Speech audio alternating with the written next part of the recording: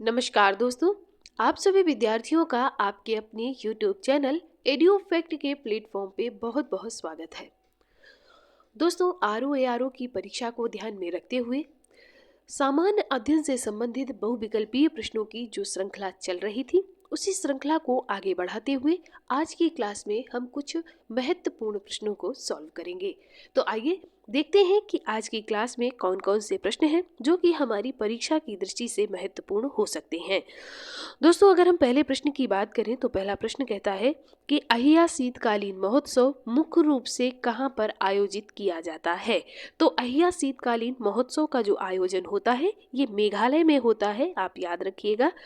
अगला प्रश्न है, सरकार द्वारा लगाई गई सीमाओं बाधाओं को दूर करने की प्रक्रिया को क्या कहा जाता है।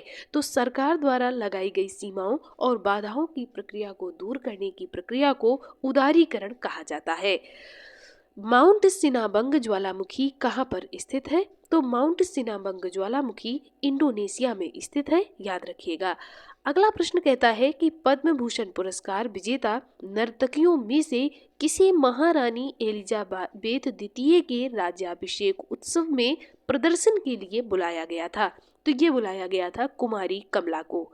ठीक है, अगला प्रश्न है, दिल्ली के सुल्तान इल्तुतमिश का समकालीन कौन था। फकर ए मुदब्बिर ये एक कौन था। तो ये एक प्रसिद्ध इतिहासकार था।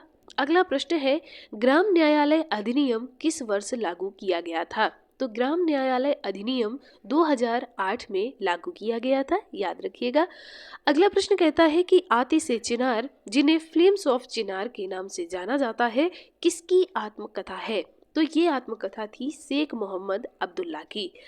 अगला प्रश्न है, इसमें से माधवाचार्य का संबंध किस मत से है। तो मध्वाचार्य का जो संबंध है वो द्वैतवाद से संबंधित है। अद्वैतवाद से संबंध जो है, अद्वैतवाद से संबंधित है शंकराचार्य जी।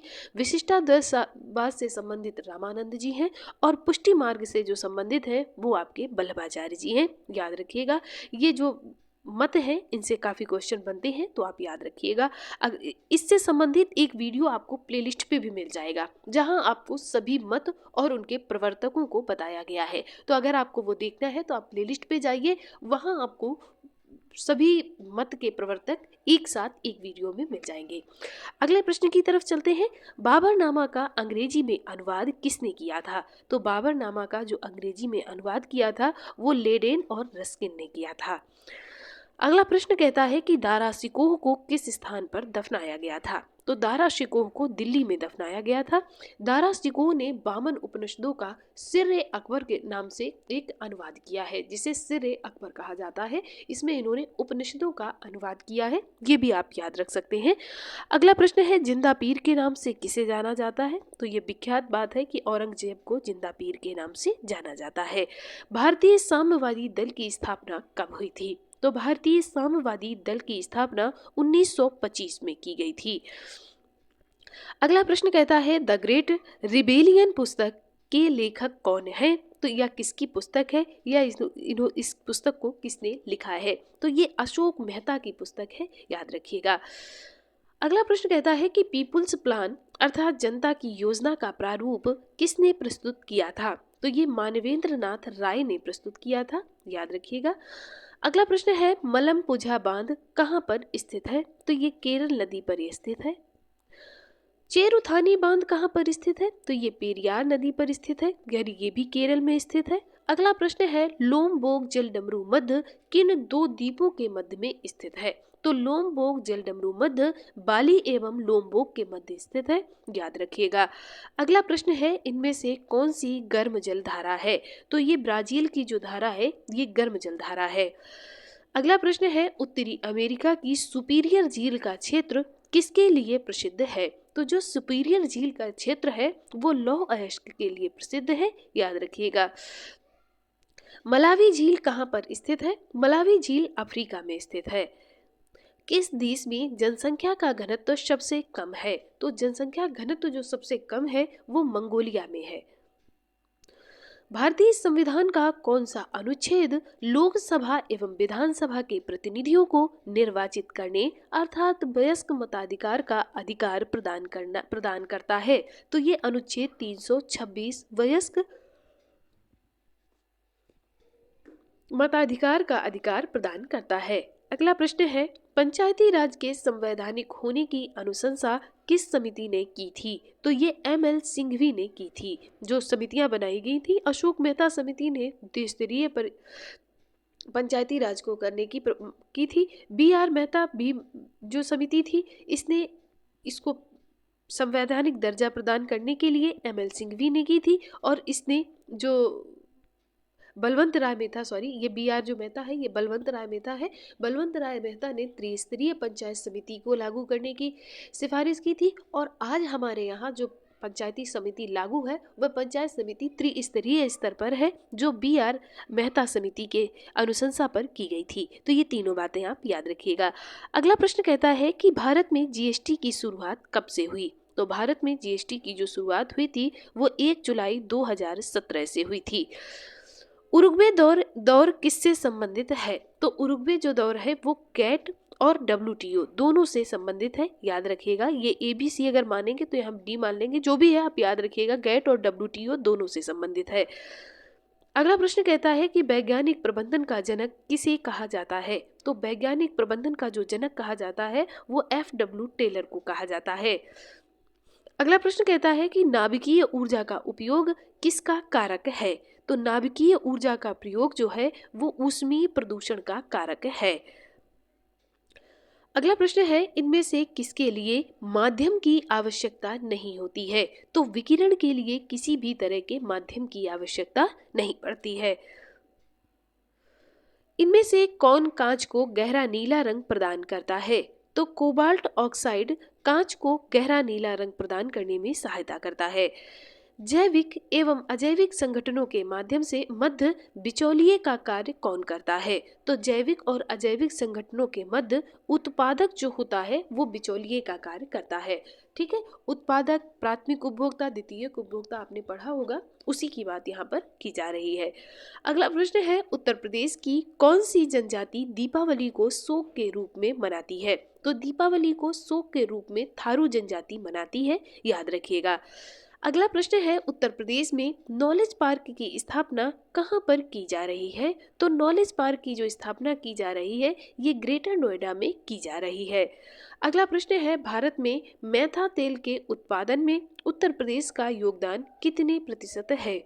तो उत्तर प्रदेश का जो योगदान है वो 85% है, याद रखिएगा।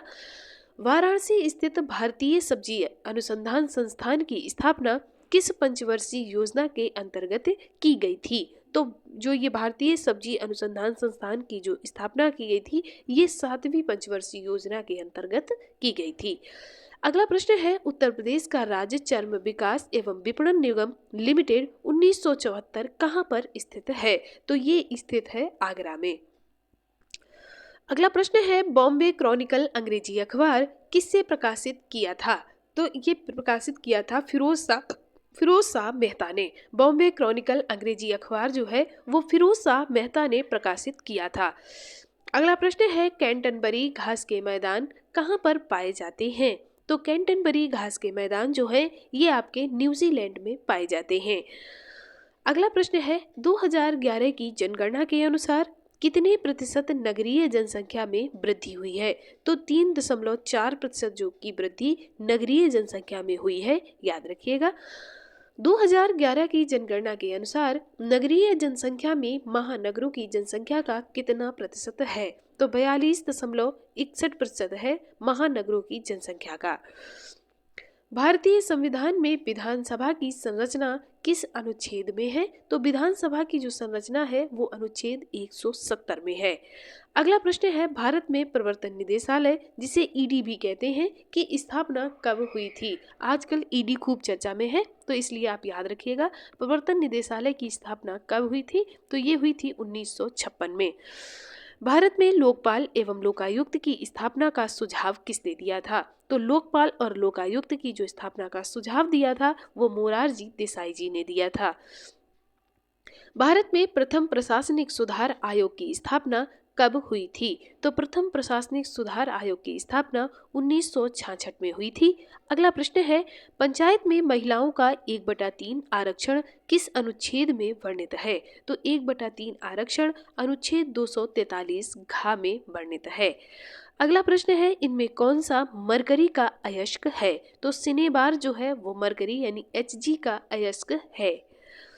रक्त की मात्रा शरीर के कुल भार का कितना प्रतिशत पाई जाती है? तो ये 7% पाई जाती है, याद रखिएगा।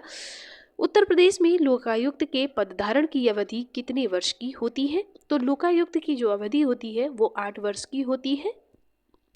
अगला प्रश्न है, दीनदयाल हस्तकला संकुल कहाँ पर स्थित है? तो ये दीनदयाल हस्तकला संकुल आपका वाराणसी में स्थित है, याद रखिएगा। अगला प्रश्न कहता है कि राष्ट्रीय सतत कृषि मिशन की शुरुआत किस वर्ष से हुई है? तो राष्ट्रीय सतत कृषि मिशन की शुरुआत जो हुई है वो 2008 में हुई है। औरंगजेब निम्नलिखित में से किस दिन न्याय करता था? तो औरंगजेब किस दिन न्याय करता था? तो ये बुधवार के दिन न्याय करता था, याद रखिएगा। सभी जो ये मुस्लिम शासक थे जो मुगल वंश के, ये इनका एक निश्चित दिन था, उसी दिन ये न्याय करते थे। संघ राज्य क्षेत्र के लिए नियम बनाने की राष्ट्रपति की शक्ति किस अनुच्छेद में निहित है? तो ये राष्ट्रपति की शक्ति जो है ये 240 अनुच्छेद में निहित है। अगला प्रश्न है, अखिल भारतीय किसान कांग्रेस की स्थापना कब हुई थी? तो अखिल भारतीय किसान कांग्रेस की स्थापना 1936 में की गई थी। दोस्तों ये थे आज के प्रश्न। आपके कितने प्रश्न सही निकले ये आप हमें कमेंट करके बताइए। दोस्तों वीडियो पसंद आया हो तो लाइक करें, कमेंट करें और दोस्तों के साथ शेयर करें। आपको ऐसे ही वीडियो टाइम टू टाइम मिलते रहें उसके लिए चैनल को सब्सक्राइब जरूर कर लें। आप सभी विद्यार्थियों का एक बार दिल से बहुत बहुत धन्यवाद।